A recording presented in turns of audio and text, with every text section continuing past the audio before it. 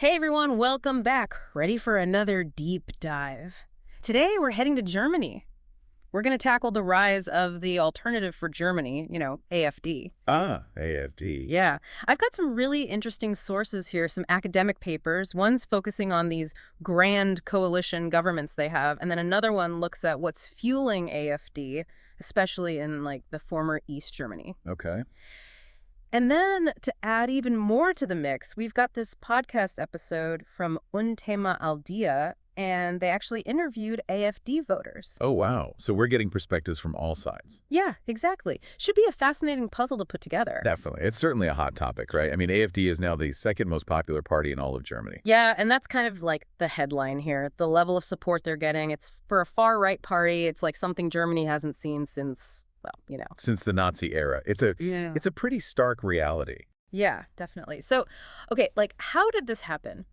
One of the papers I was reading suggests these grand coalitions, where the two biggest parties team up, CDU and SPD. Right. It suggests that might actually be part of the problem. Counterintuitive, right? Yeah. But the theory is that by basically shutting AFD out of the government, like completely, it creates this like us versus them situation. I see. And that actually benefits AFD. Ironically, they become the voice of anyone who feels like the establishment is ignoring them. So it's like trying to be too stable actually backfires. In a way, yeah. And there's even a quote in here, someone saying that grand coalitions make it super easy for the far right to say, look, the system is rigged, and then they use that to capitalize on people's anger. Precisely. They feed that narrative of being the outsiders fighting against a corrupt system. And we can't forget, Angela Merkel, 3 of her 4 terms were leading these grand coalitions. Right.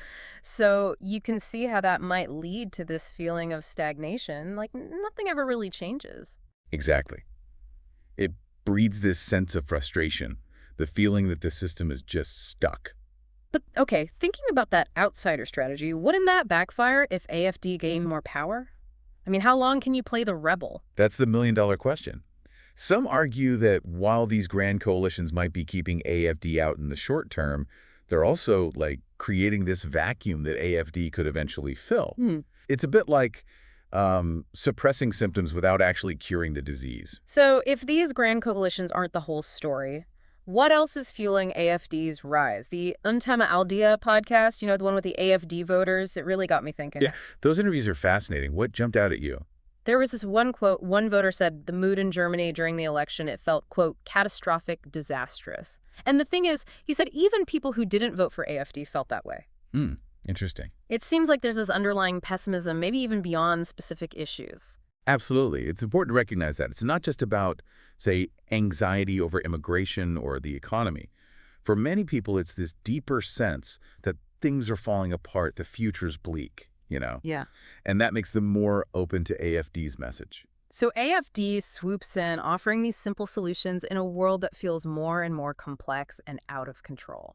They present themselves as the answer to this chaos, this perceived decline. Okay, but here's another puzzle. The research highlights this huge difference in AfD support between the former East and West Germany. It's almost like 2 different countries. That East-West divide is absolutely key to understanding AfD's rise. They get a disproportionate amount of support from the former East, and the research points to a few factors driving that. Yeah, like one paper talked about economic anxieties, which we already touched on, but then it also talked about psychological scars, is what they called them, from the collapse of the socialist system. And then on top of that, there's this like historical baggage going back to the Cold War. It's a lot to unpack. So you got that economic anxiety, right? East Germany, despite some progress, still lags behind economically lower wages, fewer opportunities. Right. And then you layer on top of that the psychological impact of a system you once believed in completely crumbling, leaving a lot of people feeling adrift, uncertain about the future. And then, like the cherry on top, there's this feeling that the whole narrative of German reunification paints the East as the loser of the Cold War. So you have this resentment, this desire for recognition. It's complex, absolutely. Yeah. You got these overlapping layers of economic hardship, cultural upheaval, historical baggage, and that creates this fertile ground for a party like AfD to take root. It reminds me of this concept of relative deprivation, where people feel disadvantaged not just by their actual conditions, but by comparing themselves to others, in this case, those in the West. Absolutely. It's not just about objective hardship, but about perceived injustice, the feeling that you've been dealt a bad hand while others are prospering. But we can't forget, you know, there are real people behind all these statistics and trends. Like in the podcast, they had that interview with the lesbian woman who voted for AFD. Right.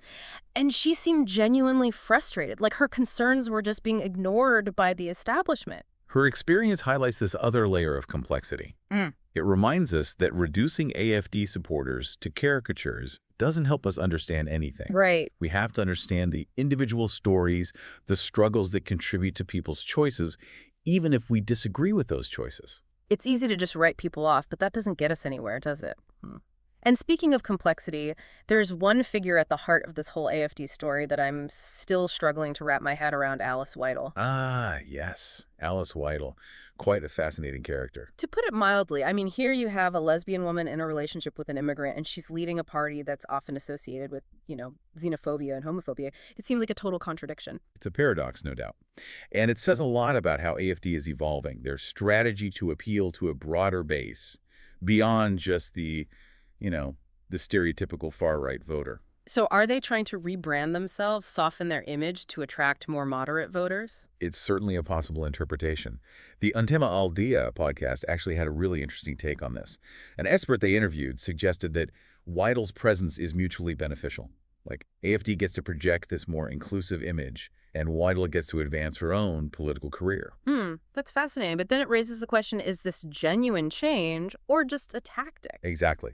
And that's a question we'll have to grapple with as we delve deeper into this whole AFD phenomenon. Is Weidel a sign of real evolution within the party, or is it all just a facade? That's a big question. And it gets to the heart of understanding AFD's true nature, their ultimate goals. And it's a question we'll keep exploring in the next part of our deep dive. Okay, so we left off talking about Alice Weidel and this image, right? Like, it's a reminder that politics, it's not always so black and white. But zooming out again, what does all this mean for Germany? Like, looking ahead, one of the papers I read, it had this quote, it almost sounded ominous, about AFD just continuing to grow if Germany doesn't fix these two big problems. Yeah, that quote, it's pretty telling, isn't it? It's saying that AFD, they're not the problem. They're like a symptom of a deeper problem. Right. And the paper, it lays out what those are. The economic model that's struggling, and then this feeling of insecurity, especially like on the streets. So even if these grand coalitions manage to keep AFD out of power for the time being, it's not a long-term solution unless they deal with those root issues. Exactly. You can't just keep putting Band-Aids on a broken bone. Yeah. Right. Yeah, that's a good analogy. But wouldn't tackling those big problems require some pretty massive overhauls? I mean, we're talking about reshaping the economic system, addressing these deep-seated anxieties, somehow making the political system feel more responsive. That's a tall order. It is. But the alternative, think about that. What if AFD just keeps growing? German politics and society, like, who knows what that would look like? Yeah. It's hard to even predict. It's kind of scary to think about, honestly. It's like if you ignore a problem, it just gets worse. Yeah, exactly. Like that saying, a problem ignored is a problem doubled. And it's not just Germany, right? We're seeing this like rise of right-wing populism in other countries too. This disillusionment, people are just losing faith in the status quo. Absolutely. It's a global trend. It's not just happening in isolation. That's part of what makes this whole deep dive so, I don't know, unsettling. It feels like we're looking at this tiny example, but it's reflecting this much bigger global thing. It's a microcosm in a way. Yeah. And yeah, it's definitely unsettling. There's no doubt about that. The AFD phenomenon, it's giving us a glimpse into these, like, the dynamics of right-wing populism everywhere. And those interviews, the ones in the Un Tema Al Dia podcast, they were so revealing. It wasn't just about disagreeing on policy. It was like this deeper sense of alienation, distrust. Yeah, those interviews were really powerful, I thought. It's putting a human face on these issues, right? Yeah, totally. They weren't just talking points. These were people talking about feeling ignored, unheard, left behind. There was this one woman, I remember, she said she felt like a stranger in her own country. Wow. It's like not just geographically displaced, but culturally too. You know what I mean? Like her values, her identity. It's like they don't fit anymore. And that's where AFD steps in, right? They provide this sense of belonging, this shared identity. But it's often built on exclusion, on demonizing anyone who's different. It's that whole us versus them mentality again. And it's so effective, especially when people are already feeling uncertain, vulnerable. It's textbook populism, honestly. Take these complex issues, simplify them, find a scapegoat, offer these like easy answers that sound good but don't actually address the real problems. And they're really good at tapping into these anxieties about immigration, Yeah. especially in the former East Germany, where ironically, there's actually been less immigration historically. Yeah, that's the thing. Sometimes less exposure can actually lead to more fear and suspicion. Mm. When you don't have direct experience, it's easy to let those fears run wild. In AFD, they just jump right on that fear. They paint this picture of immigrants as this threat to German culture and identity. It's dangerous, it's divisive, but it's effective. It's a strategy that's worked for them time and time again. But it's not just about immigration, is it? I mean, the economic piece seems just as important, maybe even more so. Oh, absolutely. You remember that quote, something about Germany's economic model being in chronic crisis? A lot of people, especially in the former East, they feel like the system isn't working for them. They're working hard, but they're still struggling. They're not seeing the benefits of globalization, of all this technological change. It's like they're stuck on the losing side of progress. They see other people benefiting, but they're the ones dealing with the consequences. And that leads to resentment, it leads to anger. And those are emotions that AFD is very good at manipulating, unfortunately. So it's this combination, right? Economic anxiety, feeling culturally displaced, politically alienated. That's what's pushing people towards AFD. It's like this perfect storm, and it's proving really hard to counter. Because it's not just about having better policies, it's about somehow restoring people's faith in the system itself.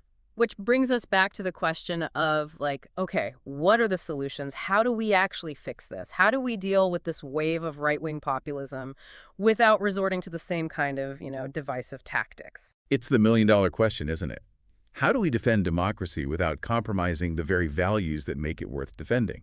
It's a real challenge, and there are no easy answers. Yeah, that's a tough one. Maybe that's a whole other deep dive waiting to happen. Okay, so we've been talking about this rise of AFD, right? It's this whole mix of political stuff, economic anxieties, and these really like big questions about identity and belonging.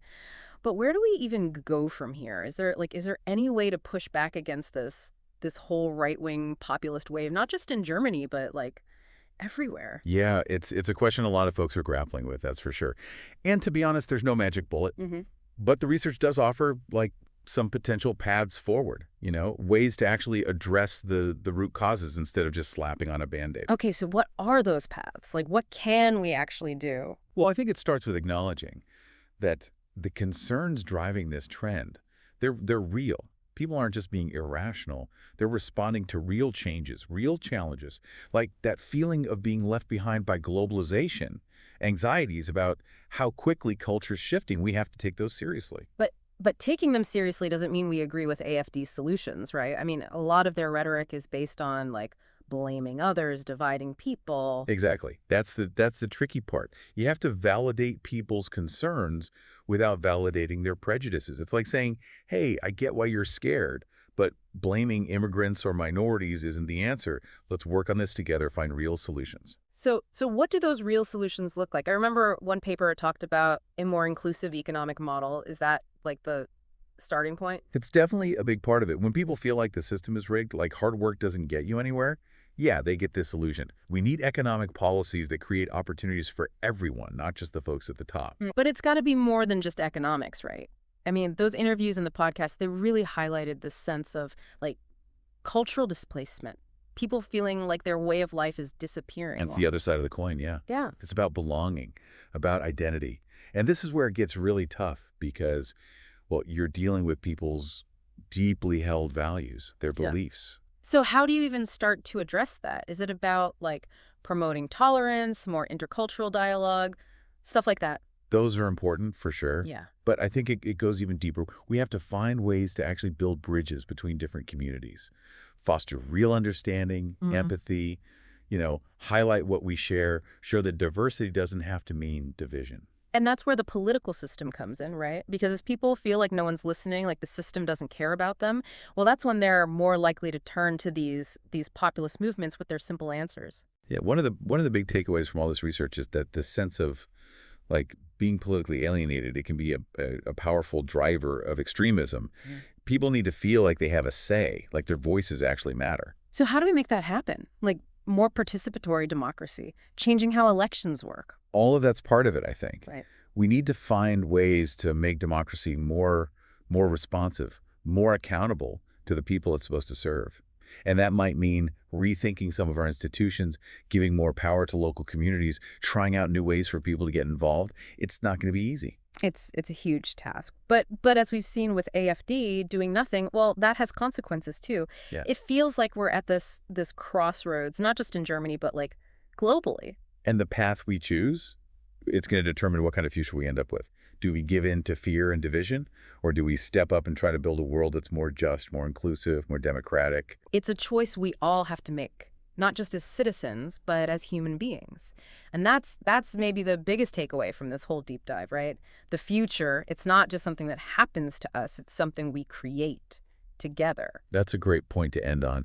Thanks for joining us on this deep dive, everyone. We hope exploring this AFD situation, all the different sides of it, has given you something to think about, maybe even inspired you to get out there and help build that better future we were just talking about.